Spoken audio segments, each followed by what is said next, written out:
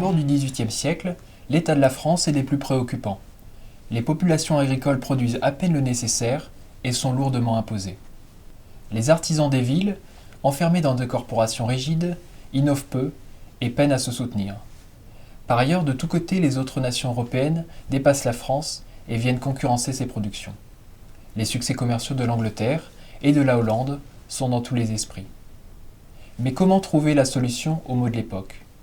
Il n'existe pas encore de science de l'économie, pas encore donc de médecine spéciale à appliquer. Les principes de politique économique sont encore choisis sans discernement, faisant alterner des périodes plutôt restrictives et des périodes plus libérales. Certainement, on a des modèles, des références historiques à suivre. Il y a d'abord Sully, le ministre d'Henri IV, défenseur de l'agriculture et partisan d'une plus grande liberté des échanges à l'intérieur du territoire français. Mais il y a aussi Colbert, ministre de Louis XIV, soutenant tour à tour les règlements et la liberté, mais appliquant plutôt les règlements. Or, à la toute fin du XVIIe siècle, Colbert a pris le pas sur Sully. Les ministres se réclament de son héritage et tâchent d'appliquer ce qu'ils disent être ses maximes. Les maximes de Colbert, dans l'esprit des hommes d'État de la toute fin du XVIIe siècle, sont au nombre de 4. Premièrement, l'industrie a besoin de règlements et doit être contenue dans le cadre de corporations. Ces règlements spécifient par exemple comment doivent être fabriqués les draps et les toiles, leur taille et leur poids. On en compte alors des centaines qui remplissent un volume spécial à chaque type d'industrie. Ces règlements ne suffisant pas, aux yeux des disciples de Colbert, il faut en outre encadrer l'industrie dans des corporations.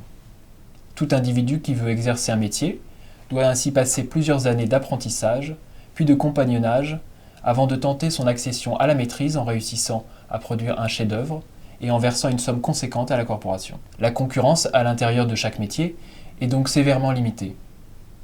Deuxièmement, le commerce est un jeu à somme nulle. Sur le sujet du commerce, les disciples de Colbert partagent les préjugés des peuples barbares de l'Antiquité. Selon le ministre de Louis XIV, il est une guerre perpétuelle. Pourquoi ? La raison est simple. Pour Colbert et ses successeurs, toute augmentation de richesse pour un pays se traduit par un appauvrissement d'une autre nation. On ne peut pas autoriser les Anglais ou les Hollandais à s'enrichir, car ils nous voleraient notre prospérité. Il faut donc interdire ou taxer lourdement les produits venant de ces pays, et sans scrupule car le commerce est une guerre où on ne peut souhaiter que la ruine des ennemis.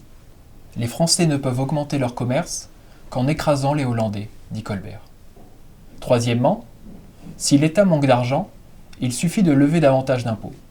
Colbert et ses disciples sont loin de penser que la richesse des contribuables est une ressource limitée. Il ne peut pas y avoir de problème de dépenses publiques, car il est seulement nécessaire de prélever suffisamment. Et si le peuple se révolte, c'est que les ministres s'y prennent mal pour lever l'argent. Car l'art de lever l'impôt consiste à plumer les oies sans trop les faire crier, aurait dit cyniquement Colbert. Quatrièmement, la richesse c'est avant tout l'or et l'argent. Avant la naissance de la science économique, beaucoup d'auteurs se sont succédés en partageant à peu près un même dogme sur la nature de la richesse, qu'on a appelé le mercantilisme. Colbert et ses successeurs ont continué dans cette voie. Les mercantilistes, en peu de mots, considèrent que le signe de la prospérité d'une nation, c'est l'amas de métaux précieux, argent et or. Il n'y a que l'abondance d'argent dans un État qui fasse la différence de sa grandeur et de sa puissance, dit explicitement Colbert. La conséquence de cela, c'est de favoriser à tout prix les exportations pour amasser de l'or et de l'argent venant des autres nations, et de limiter au minimum les importations pour éviter de leur en envoyer. Tels sont donc les 4 principes que le pouvoir suit depuis plusieurs décennies quand la France entre dans le XVIIIe siècle. Or, ils ne vont pas tarder à être profondément remis en cause. Plusieurs auteurs, entre 1690 et 1710, vont en effet être marqués par l'état désastreux de la France. Ils en chercheront les causes et concluront qu'elles se trouvent précisément dans ces quelques maximes héritées de Colbert, qui sont autant de sophismes. Par la même occasion, ils poseront ainsi les bases de la science économique. Santa Claus is not real, but the government